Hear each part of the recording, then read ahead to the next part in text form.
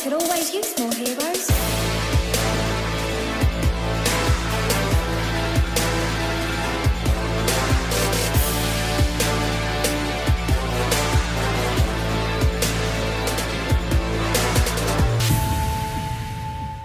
Hello and welcome to episode 8 of Hero Recall. My name is Tom, and with me as always is TigratoPower over there in Canada.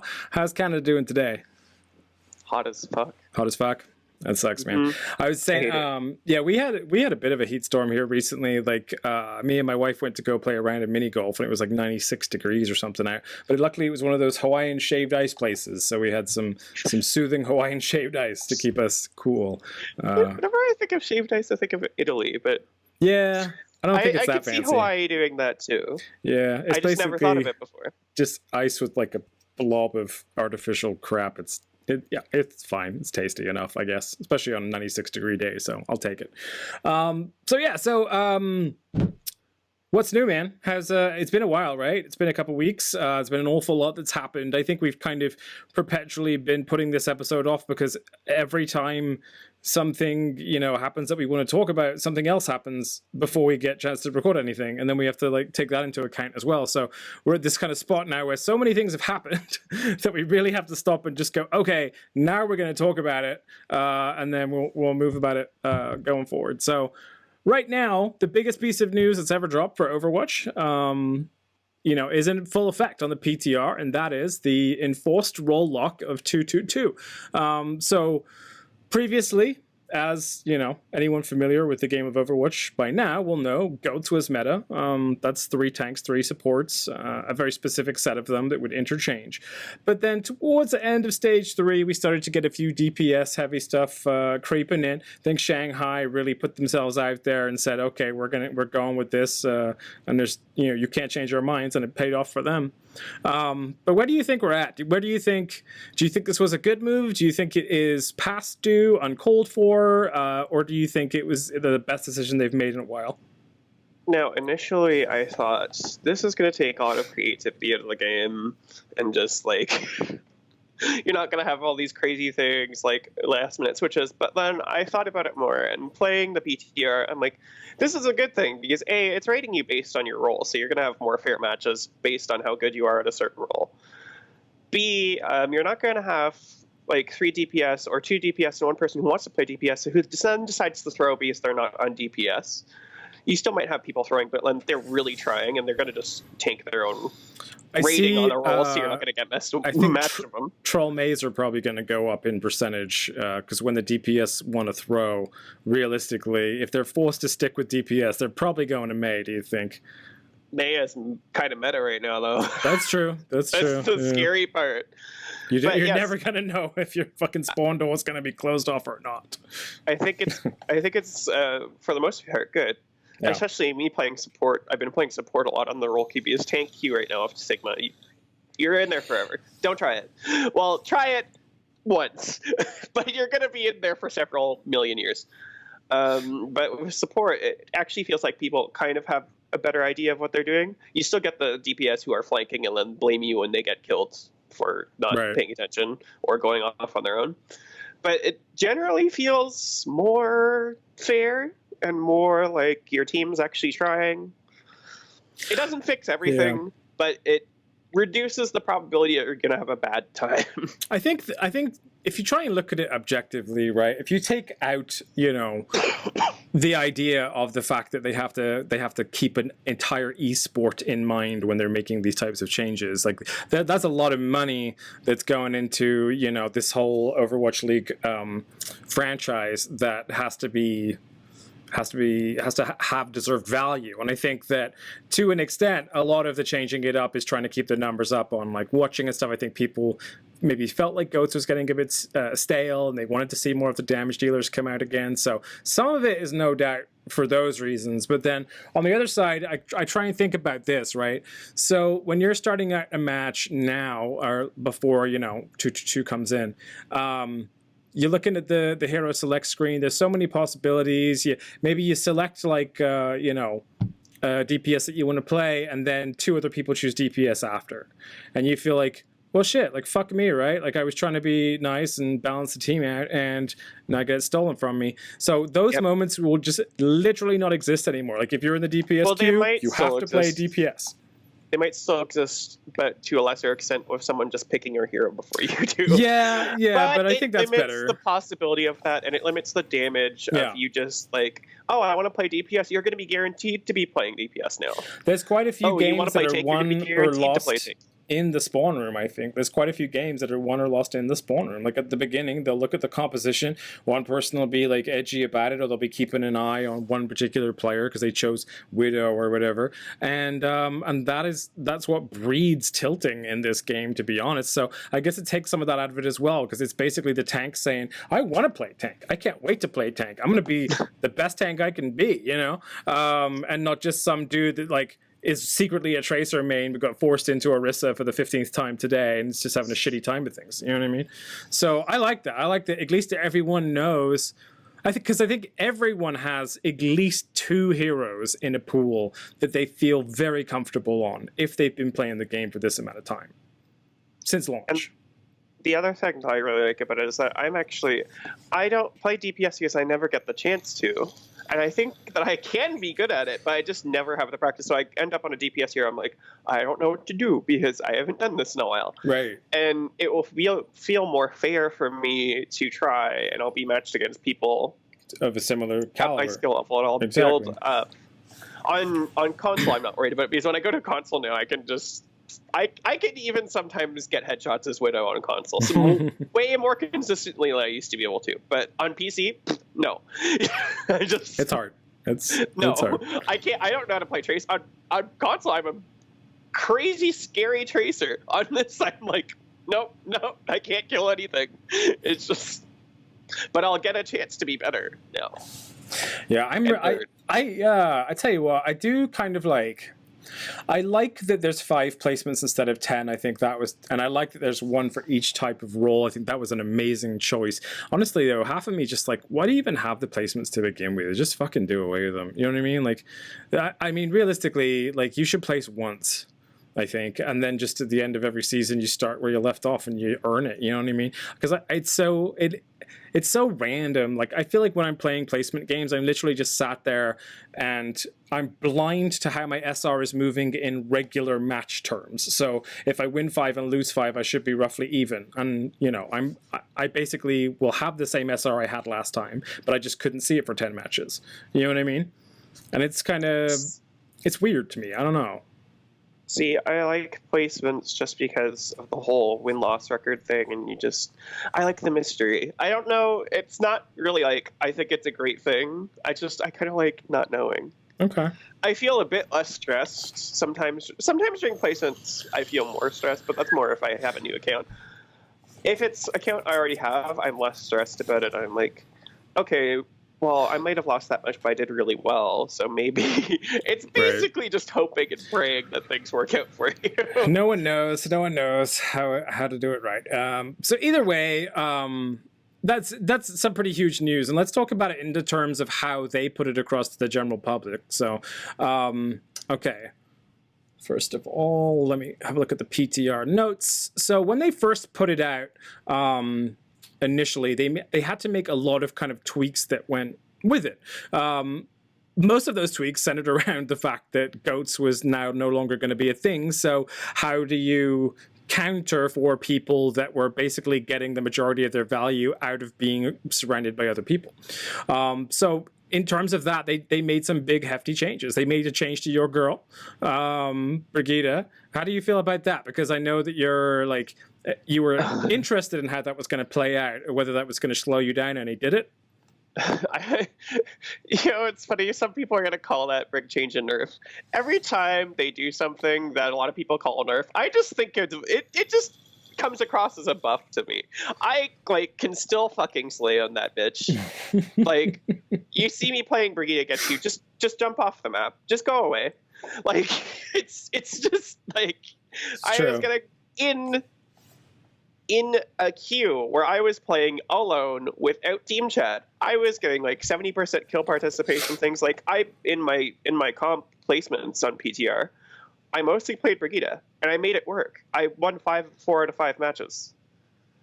And the repair pack works in a way that I wanted to use it originally anyway. They have 3 of them now. They don't burst heal, but they heal over time. And I don't feel like, oh, that person's a bit low, our other healer isn't paying attention to them. I can't give them this repair pack because I need to wait till someone's almost dead. I can actually give them that, and because it repairs over time, if they go take damage, they're going to be repaired a little bit during that. So it gives a bit of sustain. And I don't know, it's really nice just to be able to heal multiple people without swinging. So it gives me a few more options, and I just like it. And the shield, I thought when I looked at the shield numbers going from 500 to 200, I'm like, that's way too much. But when I played as it, I'm like, it doesn't really feel that bad. I think it because of the way depends I on use the shield. Yeah, it depends because like you travel distance very quickly, and you generally stick to like cover and things like that. You're not like just strolling across large open areas towards a bastion with the shield. So you basically use it mostly for close-up combat. So the 200, I didn't think would be too much of a deal. See, I use it in a way where I'm just like, I need to use this shield for long enough to get some of my abilities back, and then I can throw my combos out and get more healing from my passive. So the big changes that they made to Brigitte, I'll go into those ones specifically just because they really did do a lot for her. Inspire, her passive, the healing amount is increased from 100 to 130, but the self-healing from Inspire is now halved. Repair Pack, as you duly mentioned, has 3 charges. The healing amount changed from 150 to 120, but it now heals over 2 seconds instead of instantly. And if you throw multiple packs at the same person, the current duration will be extended by 2 seconds. Whip Shot, outgoing velocity increased from 60 to 80, retracting time reduced from 0.6 seconds to 0.3. Barrier Shield, health reduced from 500 to 200. Shield Bash, stun duration reduced from 0.9 seconds to 0.75 seconds, and her ultimate costs increased 10%, which by the way is on top of the 12% that they added across the board as well. So yeah. That's everything that they did to Brigitte. How does that whip shot feel? It feels so good now. I mean, it didn't feel bad before, but the retract speed, I don't feel like I get absolutely screwed over if I miss. I still have a moment where I'm like, oh shit, but it's not like I'm screwed. Which some people will be like, well, you just should have aimed it better. But I mean, there's sometimes where you're just like, you want to knock something away, and then I don't know. It's just, you're just stuck standing there like, yeah. Waiting for the animation, yeah. A couple more quality of life changes that we're throwing around here. I mean, depending on whether you want your quality of life to be good or bad, I suppose. Doomfist Quick Melee no longer pauses ammo reload, so that's nice. He can reload and melee. And then Hanzo got his Storm Arrows ammo reduced from 6 to 5, so he can no longer burst 6 arrows, he can only do 5. Fade for Moira was changed so that it could be used when she was stunned, which was one of the more controversial changes, and don't worry, we're going to get back to that one shortly. But for a while it was there. She could fade out of sleep, she could fade out of shatter, she could fade out of Sigma's stuff, like anything. If you can imagine it, she could fade out of it. Yeah, basically. She was unkillable, basically. And then Arisa's protective barrier cooldown increased from 8 seconds to 9. I think a lot of people, they said they felt that the barrier felt oppressive because essentially like you could burn through it and it will be back, really, really quickly unless everybody's focusing it. So I think that's a fair change. I have no problems with that. Oh, yes. Reinhardt's new passive, Steadfast, reduces knockback effects by 30%. So the boy a bit more of a chunk and he can, get booped around a bit less. Sombra hack duration on enemy players reduced from 6 seconds to 5. EMP activation time increased from 0.5 seconds to 0.65 seconds. Kind of pointless, most of that. Now, here's where a lot of people got tilted, specifically Symmetra mains. Symmetra's teleporter. Oh, the changes. So now it lasts an infinite duration until it's destroyed. Players can destroy their teleporter with the ability to input. Cooldown now starts when teleporter is destroyed. Cooldown increased from 12 seconds to 15 seconds. Maximum range increased from 25 meters to 30 meters. Teleporter breaks if the entrance is more than 40 meters from the exit. And teleport reuse time increased from 1 second to 1 1.5. They really fucked with their teleporter. Like, they went to town on that thing, and most people are really mad about it. I think Why are people mad about it? It feels so good. I don't know. Like, I was a lot of people. Then again, a lot of people are still using it like the old teleporter just to teleport turrets around. Right. But like moving your team around, it's so nice. Like, it's so good. I had some matches where we were facing bunker, and we basically got around it by teleporting with Symmetra, and it was like, this is great. Right. Yeah, it's interesting. I think a lot of people kind of got accustomed to doing like the teleporter mine bomb and stuff, you know what I mean, where they would just kind of like have the teleport spawn behind them with 3 turrets in it. So I think people are kind of mad that that type of technique is lesser used now, although it's basically still the same. It's still possible. You can still do it. It's just like it's not weird. So effective. And the Tracer's Pulse Bomb damage increased from 300 to 350. She's got it back up there. Not quite at her 400 she was at, where she could take out a Bastion, but still. Wrecking Bull Minefield increased projectile speed from 10 to 13, causing the mines to spread out more. This makes it easier to create a wider minefield, especially from the high in the air. I think they undid that to an extent, though. I think that was one of the things they changed again. We'll check it, yeah. And they reduced the deployment time from 0.25 to 0.1. I have not played a lot of Wrecking Ball, but I really want to if that like faster time, because there's so many times where I've done a really good minefield and everyone just walks the fuck out of it anyway. There's a lot of people that were a little upset about that one too, actually, for minefield, because I think a lot of people like to do that kind of small tech where, you know, basically you would hit the ground, drop the mines, the enemy goes up, falls on the mines in a kind of a smaller area. And I think people thought that spreading them out that far basically made that harder.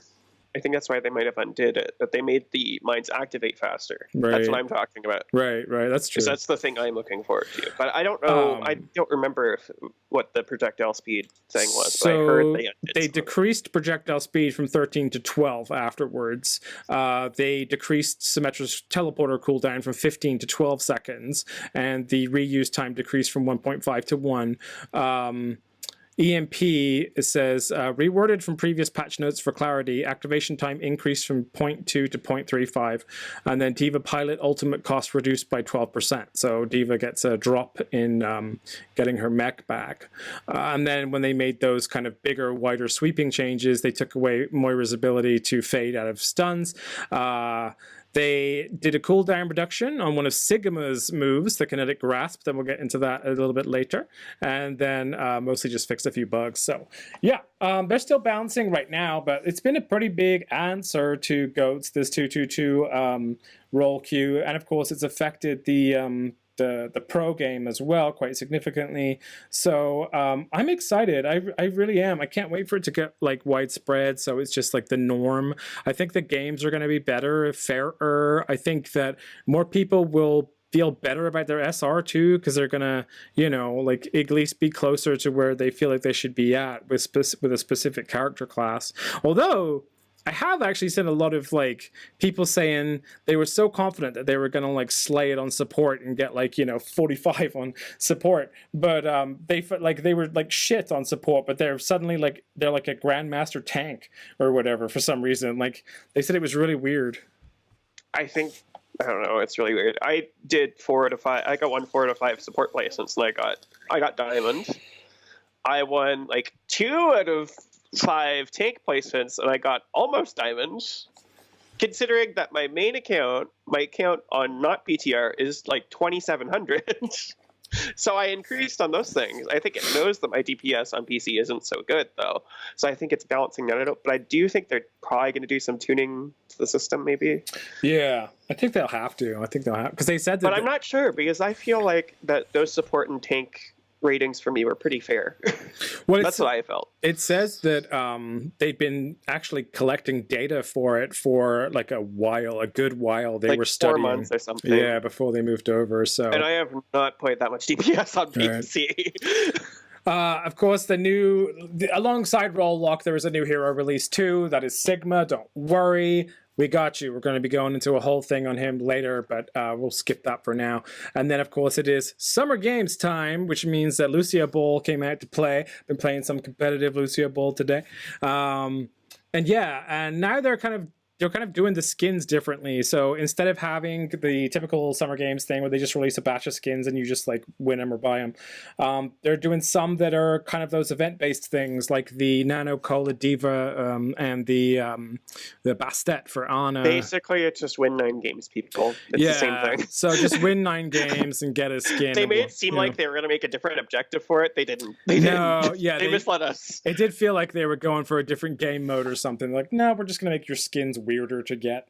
So yeah, it was a weird one. I do love it though. I love this time of year, especially for Lucio Ball. It's one of my favorites. So really happy that's up and running right now, making a push for Masters.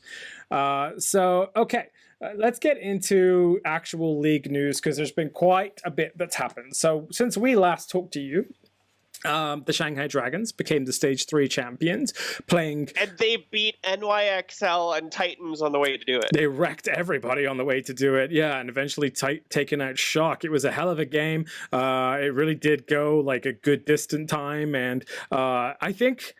More so than anything, the most impressive thing for me is just watching Ding and DM just fly in the face of goats and be like, fucking have all the goats you want, boys. You still can't touch me in the sky or over here, like when I'm fucking headshotting you.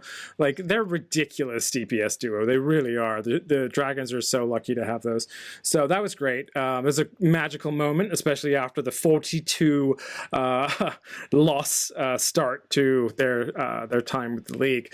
One of the things they did announce, which actually hasn't been touched on that much, and I wanted to talk about it, was League Picks beta. So League Picks is something that they're implementing into the Twitch stream, where basically before a match, about an hour before a match, or an hour before the live broadcast, if you will, they're going to put up some options for you to select some things. So things like, who do you think is going to win out of all the games? Who do you think is going to have the most elims? Who do you think is going to have the most health? Like, who's going to win out of this person or this person? Like, lots of little kind of like, select a box type questions. And then you will win tokens for in-game skins, the Overwatch League skins, for getting stuff right. So everything that you get right, you earn like 25 tokens or whatever.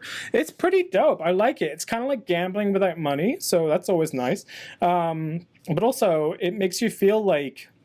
It feels more sporty to me, having like picking winners and stuff. Like I never really thought about people betting on Overwatch, but I mean, I guess they could, There's nothing to stop that.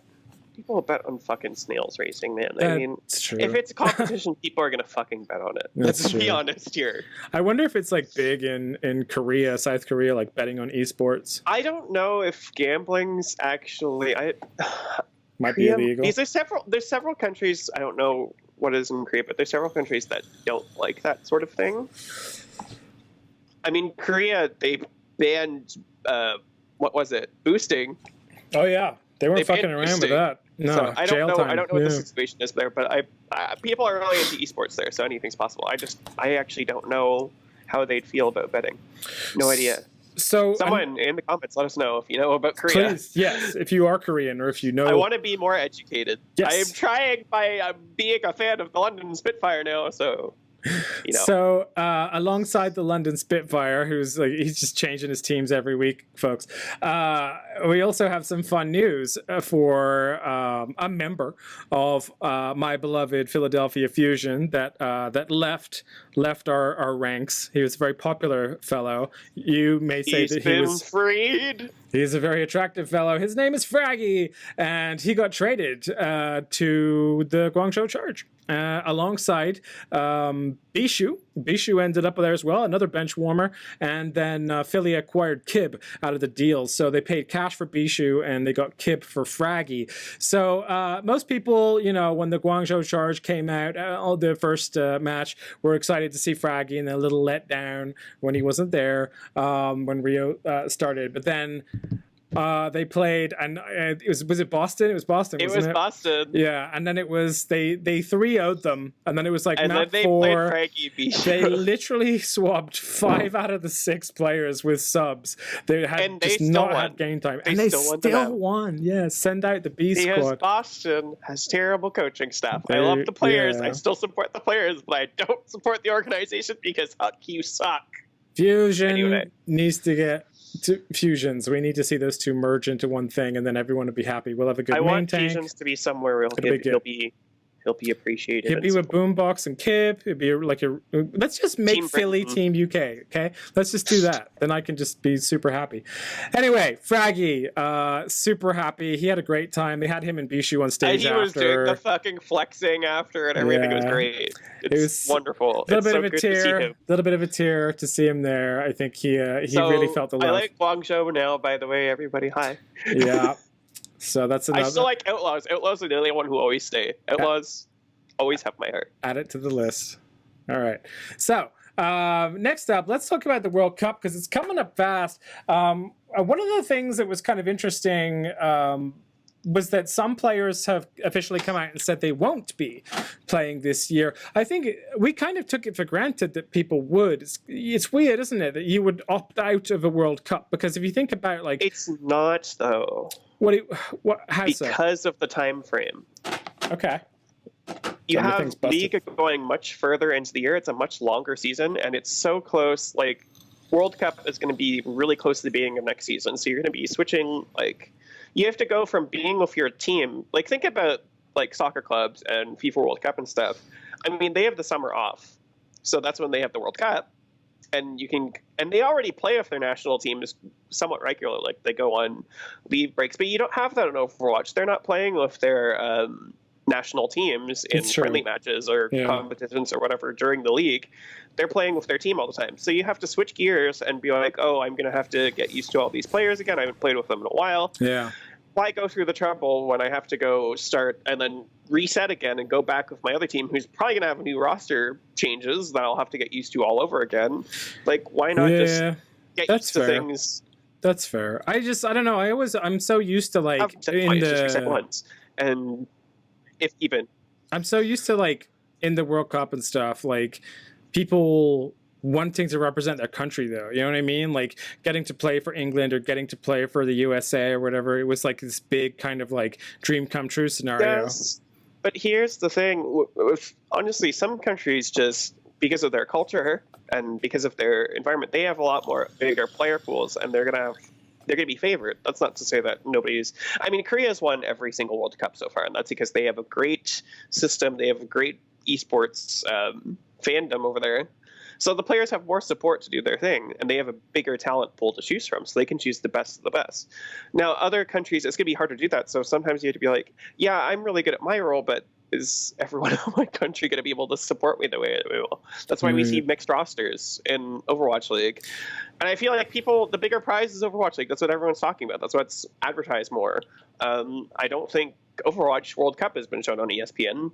I could be wrong on that. Maybe they showed it last year. I feel like each one feeds into the other, though. You know, it's kind of like the better the league does, the better the World Cup will do, and vice versa. Because there's a lot of people that came to the league from the World Cup. Like it was a World Cup thing before it was in the league.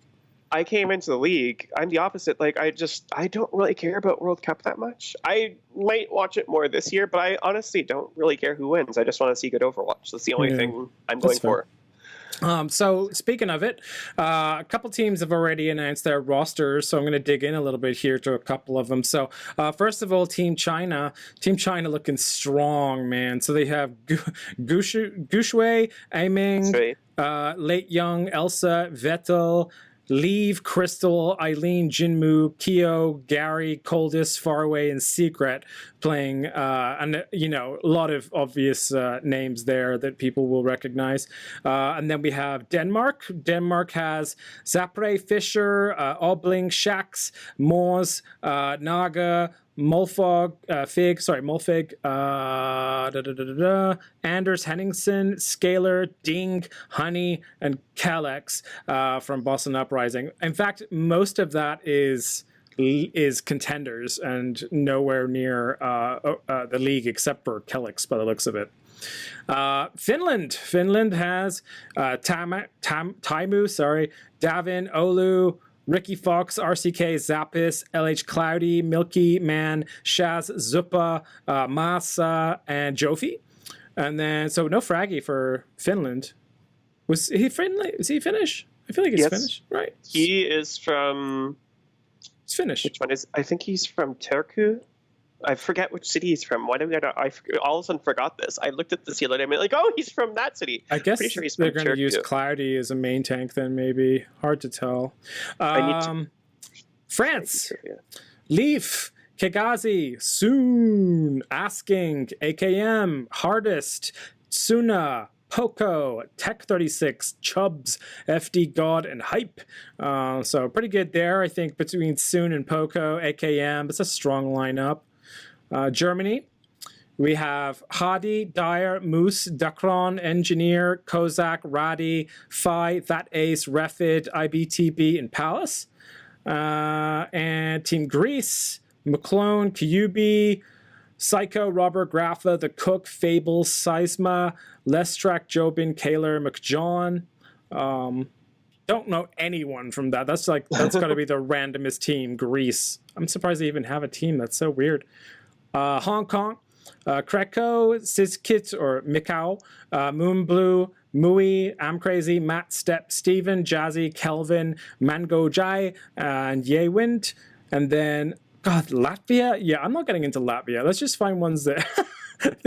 I didn't even think Latvia would field a team. It's so weird. I'm pretty sure they did last year. I'm not sure. It's Philippines, Saudi Arabia has a whole team going out there. Yeah, South Africa. Wow. Let's talk about South Korea. So here's South Korea so far. Architect, Carpe, Decay, Haksal, Nene, Choi Hyobin, Janu, Mano, Bdosin, Kariv, Animo, and IDK. That is a scary fucking lineup, man. Oh, yeah. That is terrifying. Holy shit. You guys be scared if Bidoshin gets on. Right? And Choi. Freaking Choi.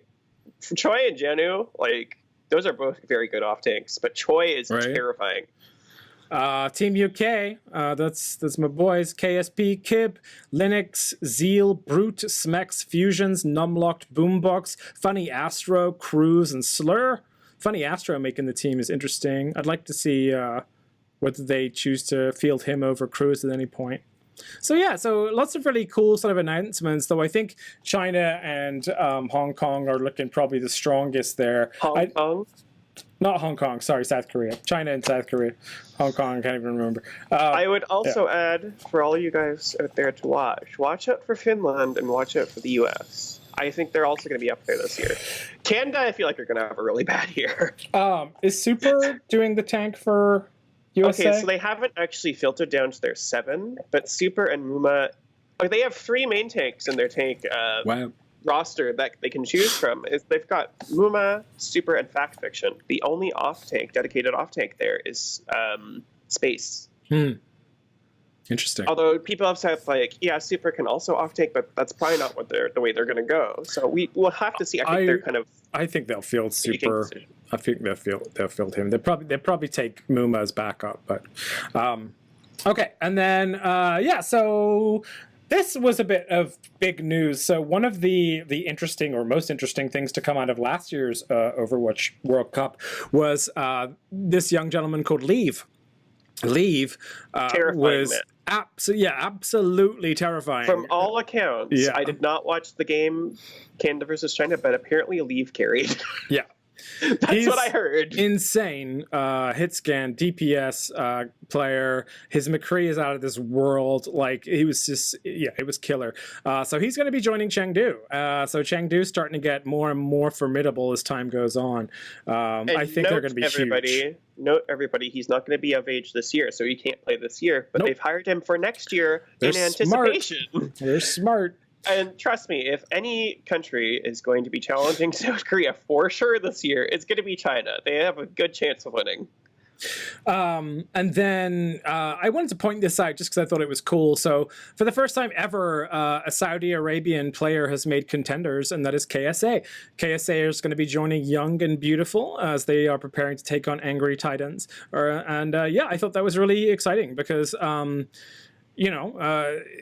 one of the things that about Overwatch that's always kind of been part of the DNA of it from day one is the diversity of the game itself and the characters in game. So the fact now that we're finding players from not just like all over the map, because we already have that stuff there, but from countries that traditionally just don't really do this type of stuff. You know what I mean? It's so cool to see that expansion and get some more players from some lesser known gaming countries to join in the esport of Overwatch. So happy about that. I think that's cool. Young and Beautiful is a great team too.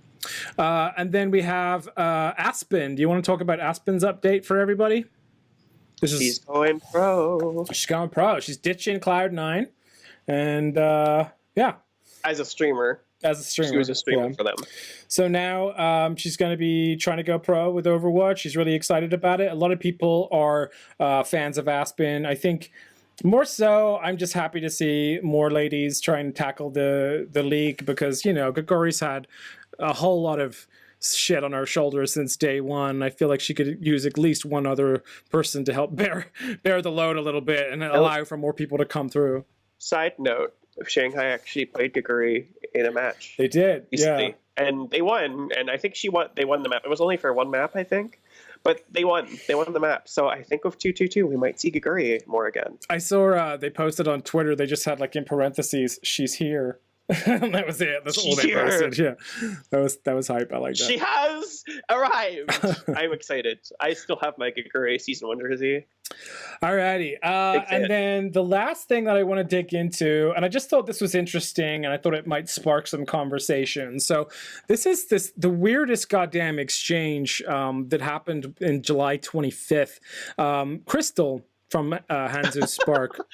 Oh dear. Here we go. Yeah, so Crystal from Hangzhou Spark went home for some reason, some like family or other. Medical emergency, I think, was something. Right.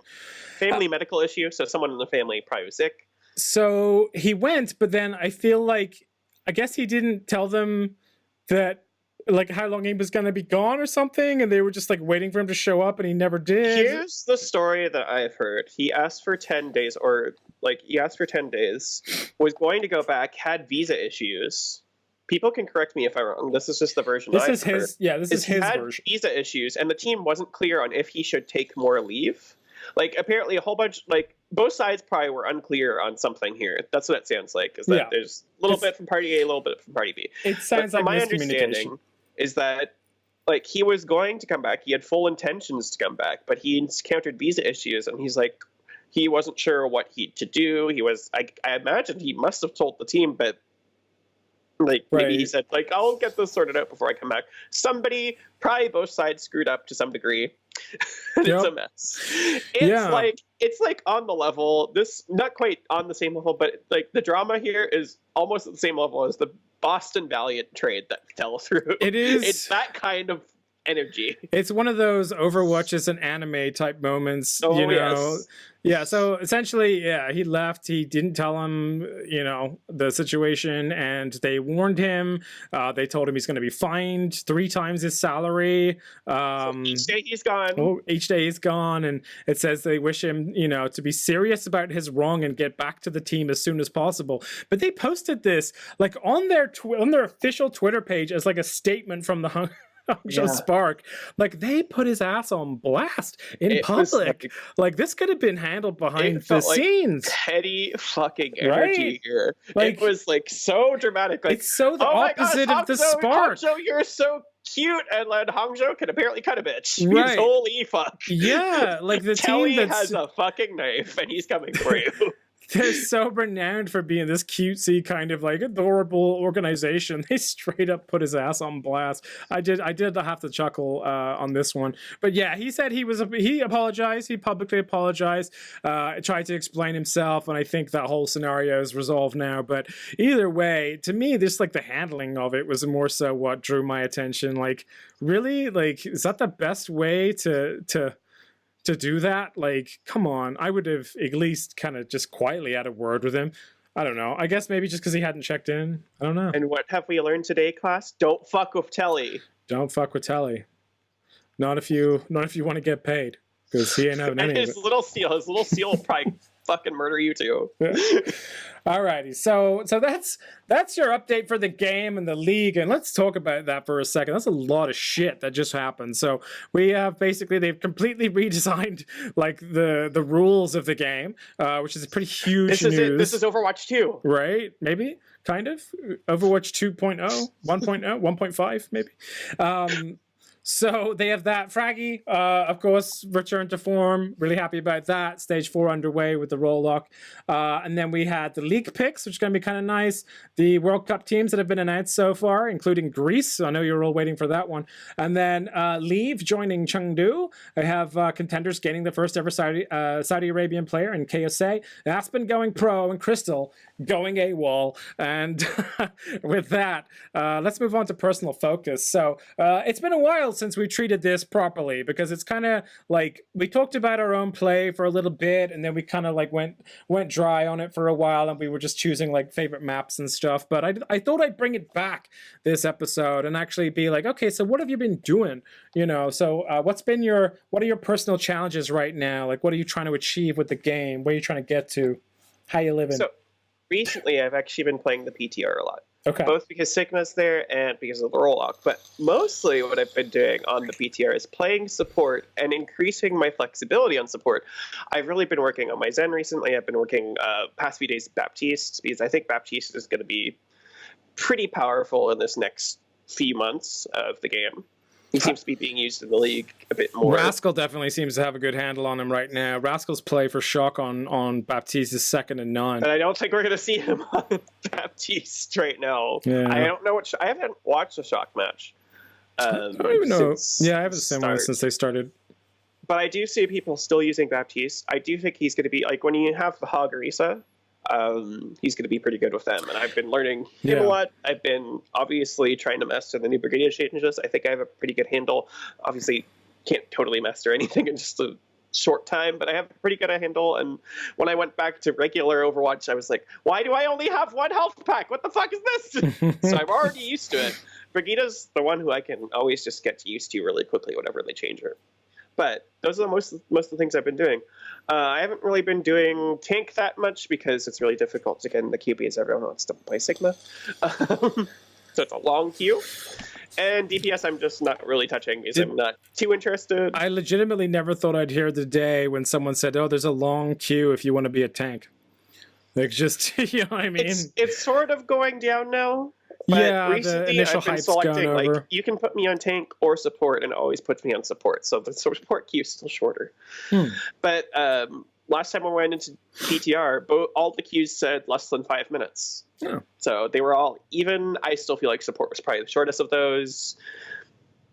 Anyway, but I've been mostly working on the support. That's what I've been doing. I played PTR a little bit just to kind of get my head around Sigma. I was excited with the launch of Sigma. We tweeted out like a congratulations on the origin story video, which I think is one of the best pieces of my phone media. Was going off for fucking days. Yeah, I thanked the voice actor for Sigma, Boris Heistand, and yeah, he retweeted it, and it kind of went off a little bit. So, but yeah, so Sigma, I had a really good time playing him on the PTR. I had a really good time doing the roll lock. I did mostly support. I was also playing. I play it right now. Ton of Zen. Lucio, I'm kind of map specific for Lucio right now. I will try. I don't ever want my Lucio skills to get like stale, so I'll play him randomly, like just to kind of keep up with him, because I feel like he's one of the higher skilled characters to kind of that you can rust up on fast if you haven't played him for a while.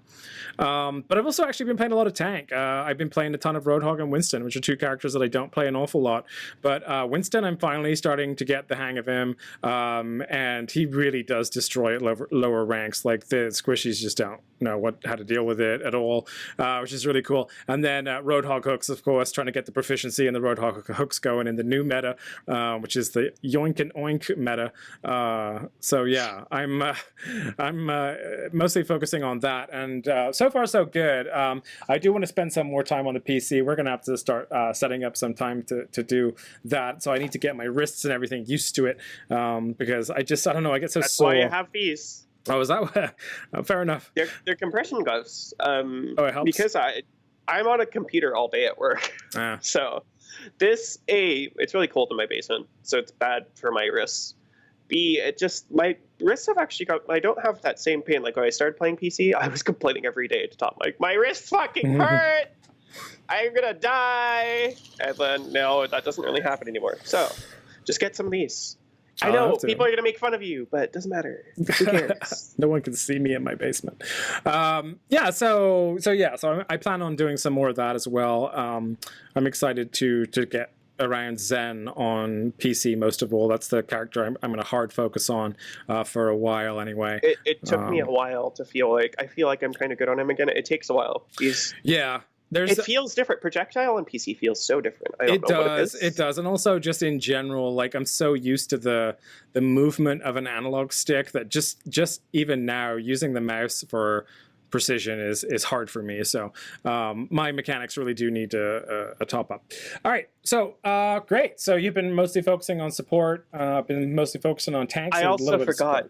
When you were mentioning tanks, I forgot that before PTR, I was doing a bunch of Wrecking Ball. And I also have been, like, if I have to play Hog, I feel like I can actually play Hog now.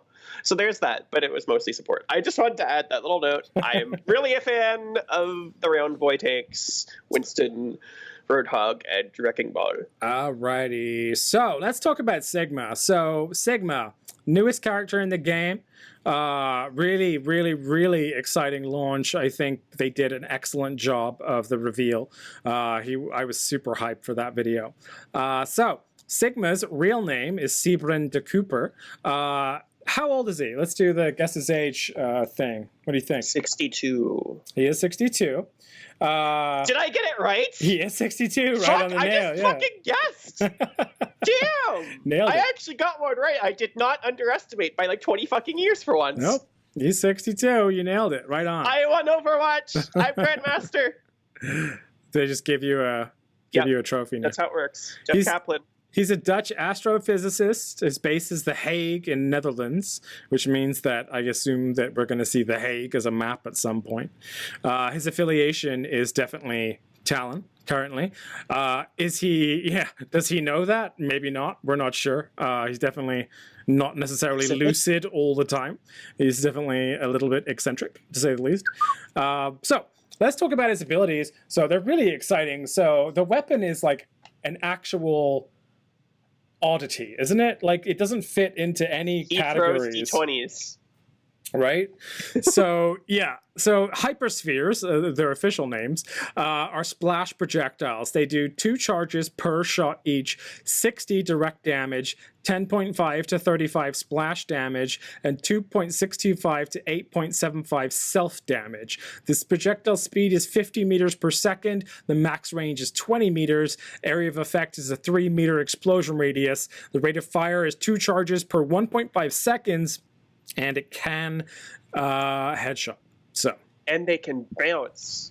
I think they reuse some scatter arrow. I'm sorry. I think they reuse some scatter arrow mechanics. I think just in general with Sigma, they've reused some ideas they had on other heroes and refined them into him. Yeah, I can see that. But these hyperspheres, they can go like, they don't go too far because they're close range. They're very close range. Yeah. But they can bounce around. Like, if there's someone in a room, you can hit them without even being able to see them. Like, it just bounces around in that room. They're kind of like a mixture of, like, Zen's orbs and Junkrat's mines with some sort of bouncy capabilities. But they fire in a very odd pattern. It's kind of like doom, doom, doom, doom.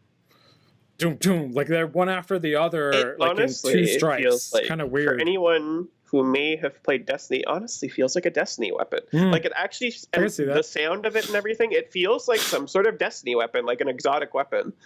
And that's just what it feels like to me. And it feels really good. I'm still kind of bad at the aim because my projectile is kind of sucky. But honestly, if you play Zen, you'll kind of get how to play Sigma, at least for the base mechanic. It has the arc of, like, the rivet gun, I think, for Torbjorn. It has a very similar arc in the projectile. I don't think it arcs, actually. It just goes straight. It feels like it. At least it did when I was playing on the PTR. I think that's your imagination, because I actually went to the training range just to kind of refresh myself. It goes straight on. Okay. But the way it bounces around, it does, like, the way he moves his arm makes it kind of optical illusion, make it look kind of like an arc, but I believe they go straight on. So they do also have gravity attached to them, which means that they will slightly pull towards enemies being hurt by the explosion, which is kind of interesting as well. A little bit of a I actually did not know that. Yeah. If you try it on the robots in the training center, you'll actually see they're getting pulled. I did actually notice that. Inwards. I did notice one of them moved. I just assumed that it got damaged in a weird way and bugged. Nope. But that's a thing. That's a thing. Good for little sneaky widow headshots. Pulling people behind barriers maybe. Experimental barrier, as we're speaking of barriers, a 1500 health shield, which regenerates 175 shields per second after being down for 2 seconds. 16.5 meters per second and max range of infinite. Area of effects 4.5 meter high, 5 meter wide at the poles, curves to 7 meters in the middle. Casting time 0.2 seconds. Duration until destroyed or cancelled, and then 5-second cooldown if destroyed. One of the more interesting things, the experimental barrier, wouldn't you say? This, and if any of you remember a long time ago in Symmetra, one of the many reworks she had is that she could throw a shield in front of her. Now, I think they, again, reuse some of these mechanics, because what Sigma does is he pushes a shield, and if you have to hold the ability button, it continues moving forward until you let it go, or it hits something. It doesn't blow up if it hits something, it just stops right in front of it. Right. But you basically can push it forward, and you can immediately take it back. Yeah. Like, you can just keep moving around and pushing it. Also, apparently, this is what I've heard from somebody, I haven't actually tested it, it moves at the same rate as Reinhardt does while charging. Really? Interesting. I didn't know that. Keep this in mind, you sneaky fucks. You could really fuck up a Bastion if you wanted to. Also, I was playing with someone that was using it spectacularly well against a Widowmaker. Like, oh, yes. Just every time this Widow set up, he would just go, whoop, and just throw this fucking barrier right, like 2 inches from her nose, and then she'd have to, relocate. He'd just pull it back and then whack it back out. It was really clever play, actually. The experimental barrier, upon activation, the barrier moves forward by holding down the ability key, as Tigrato mentioned. Walls will block the barrier's path if the center of the barrier is blocked. The barrier will coast along the ground if the angle down is 45 or lower. The barrier can be removed by pressing the ability key again, keeping all of its remaining health. The barrier is destroyed if it goes out of bounds, and the barrier is automatically removed upon Sigma's death. So that's the experimental barrier, one of the cooler abilities that he has. Kinetic Grasp, otherwise known as kind of like D-Matrix. Health, 40% of damage absorbed is converted to temporary shields with a max of 400. The duration is for 2 seconds and the cooldown is for 13. So essentially, he kind of does this weird thing with his hand. He goes like, and then anything that's being fired at him during that time, he holds onto and converts into shields. What do you think of this one? He basically does what every supervillain movie does when they're about to touch some powerful object. They're like, ah! That's exactly what he does. Right. That's exactly what it sounds like, except he sucks stuff in instead of trying to reach for something. Anyway, I think it's really cool. I think it's one of nice. the. I haven't actually used it to Eden Alt yet, but I know it can. I've more used it as my shield's about to go down. I'm going to use this to get at a dodge. I don't know if that's the right way to go about it yet, but that's how I've been using it. Well, what was interesting was that Jeff had mentioned that it did not eat ultimate abilities on the chat with Seagull. He was there for Seagull's birthday when they were streaming it. And he was wrong. So it does. It absolutely does. And actually, an employee corrected that later on. But yeah, so it negates frontal incoming projectiles, including ultimate abilities such as Graviton Surge, Blizzard, and Dragon Strike. It blocks Chain Hook and Whip Shot. Some abilities are assigned values due to their unorthodox nature. For example, Biotic Orb is credited as 100 damage, which converts to 40 shields. Curiously, this includes the Healing Biotic Orb, despite the fact that it does not damage, and other healing projectiles like Biotic Launcher's Alternative Fire do not grant shields. So, interesting side note on the Kinetic Grasp. And then the spectacularly well-named, but I guarantee you no one will call it anything other than rock, Accretion, which is a splash projectile. Damage, 80 direct damage, 15 to 50 splash and self-damage, 37.5 meters per second, projectile speed, 4 meters knockback direct, 1.2 meters knockback splash, and 2 meters knockback self. So one of the interesting parts about this rock, before I continue, is that basically as far away as you hit somebody with it, the more fucked up they're going to get by it. So like it'll get like from a knockback effect up close to like a complete stun at distance. So it's kind of like it rewards you by, you know, hitting a further away target, which is actually hard to do because it's very weirdly put together. It's designed for close range. It's a charge shot, so you do have to lead it a bit. But you can seriously, he's not really great for dive heroes, but you can kind of fuck off a Doomfist if your team is with you. Right. Yeah. I mean, I mostly used it on like Genjis that were coming in, you know, at speed. 2.5 meter explosion radius on that bad boy. Casting time 0.75 minus 0.75 seconds, and duration minus 0.53 second knockdown, 10-second cooldown. It does ignore deflect, defense matrix, and kinetic grasp, which is interesting. It knocks down upon direct hit. The further away the target is horizontally, the longer the knockdown duration will be, as I stated before. And then his ultimate ability, the gravitic flux. What is it he says when he pulls it? It's like, the universe is calling me, or something like that. It's real. He says, what is that melody? It's so good. I love his voice acting. Because like the music is torturing him. Right. So, Graphitic Flux, it is an Era of Effect ultimate. It does 50 damage upon the lift and 50% max HP on the slam. The max range is 35 meters and the area of effect is 7. Casting time is minus 1.3 seconds. Duration is up to 5 seconds to select the area, 2 seconds to lift. And essentially what it does, for those of you that have not yet seen it, is it creates a large kind of area of effect, much the same as Doomfist's ultimate ability. And then rather than slamming down on it, it actually lifts everything in that circle upwards into the air, suspends them there for probably a second or two while your team just has a shooting gallery basically, and then it slams them to the floor where it does half their max HP. So not what they have at that moment in time, so you can kill them with it, but half their max HP. So you get some serious like 3K, 4K kills with that bad boy, and it's cool. I really like his ultimate. How do you feel about it? Now, I would caution about that last point you just made. I don't think it's really going to be a team kill. People have been saying like, oh, this is going to be like as powerful as Grav. I don't really think so, because it is kind of easy to avoid. Yeah, it's easier than Grav, I would say. This is kind of out of it. Yeah. You're back. Connection. Okay. You can kind of get out of it. If you are predicting it. It's not too difficult. Maybe that's just early days and people don't know how to use it. But I really do feel like it's not going to be that difficult to get out of as long as you have some mobility. But characters that don't have a lot of mobility are going to get fucked.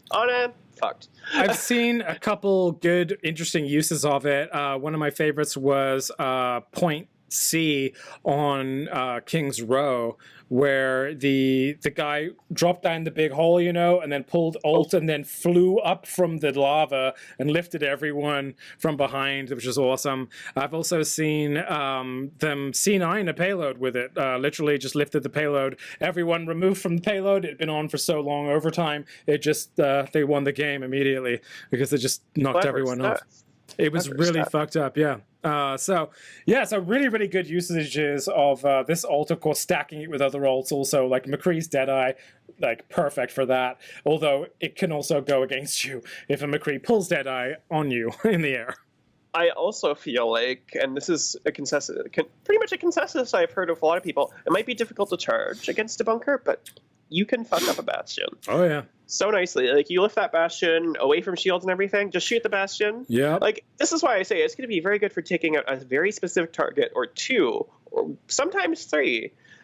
Or just, like, cleaning up kills. Like, if a bunch of people are low and they're distracted, you might be able to do that. But I don't think it's going to be, like, Grav. Right. But I think it's going to be very good for taking out, like, there's something really important that we need to kill that's lifted up into the air. Focus on that thing.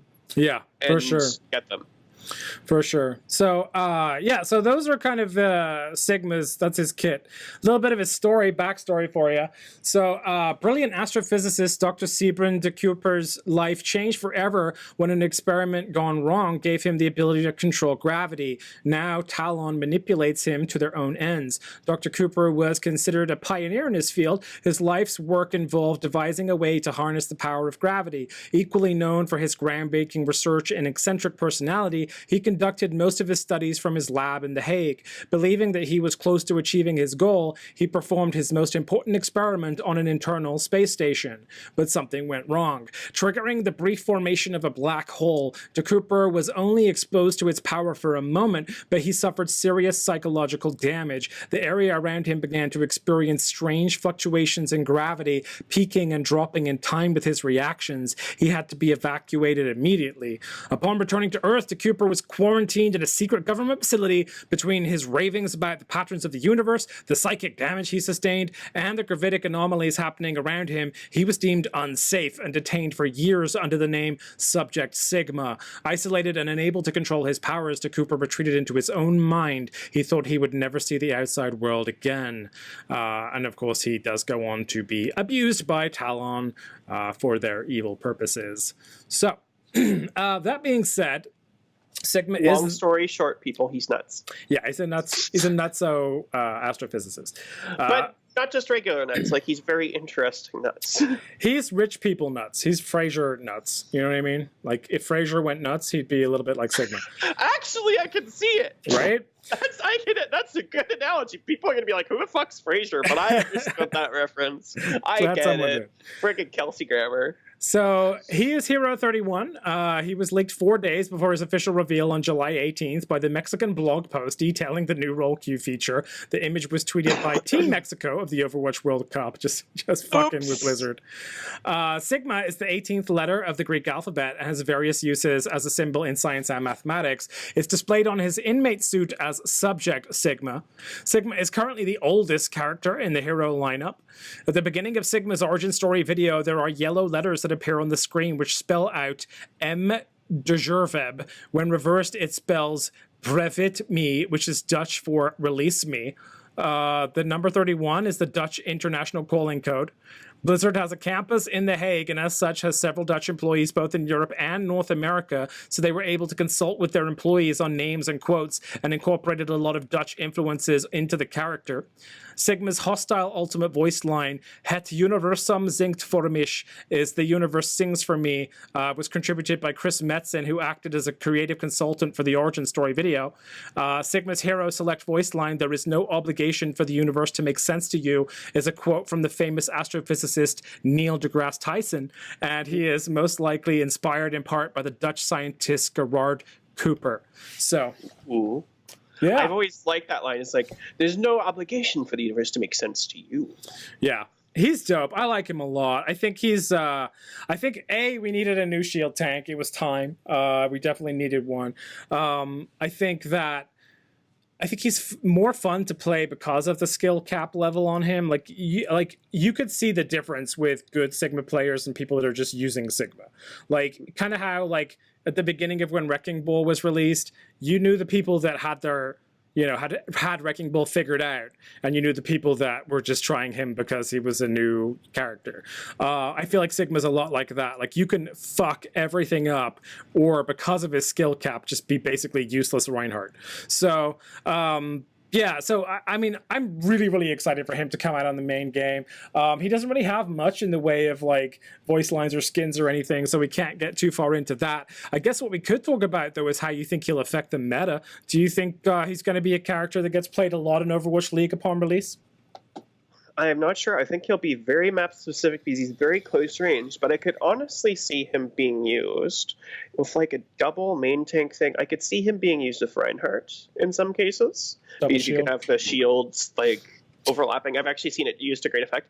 Not so sure if that's how it's going to go, but he's going to be very close range. I think because he's not so fast, I don't know if he's not going to be great against dive, but if you have other anti-dive heroes with you, I think you can overcome that. So I do think it's going to be like kind of a very close-knit comp, maybe with some flankers.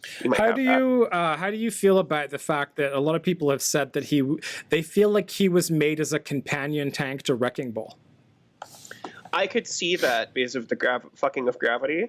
I could see him being good at Wrecking Ball because Wrecking Ball has a bit more range.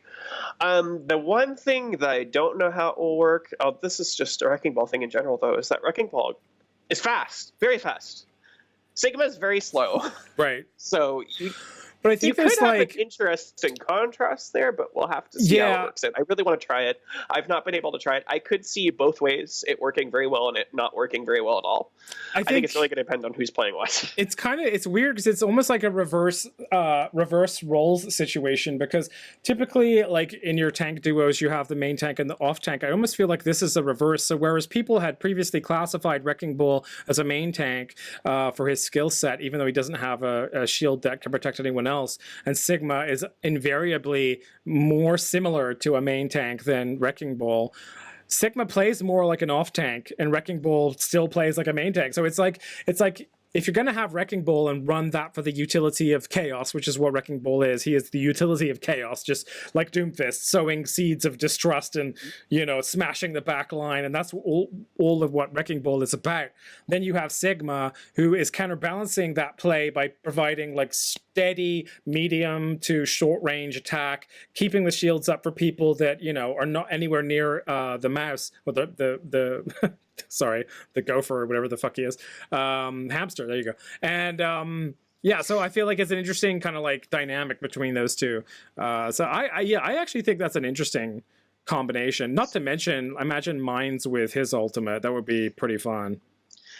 Yes, it would, because you could lift people up in the air, deploy the mines, and have them slam down into the mines. So if they don't get killed by the flux, they're going to get killed by the mines. That's actually a good point. Death from above. I could also see potentially, I don't know how well it will work out because the shield's not as powerful as Reinhardt, but maybe Diva Sigma, you'll just eat all the projectiles. The enemy team will sit there and be like, damage mitigation. Might as well not even shoot because fuck this. It's a lot of damage mitigation, you're right. That would be interesting to see if you could just negate a bunch of ults.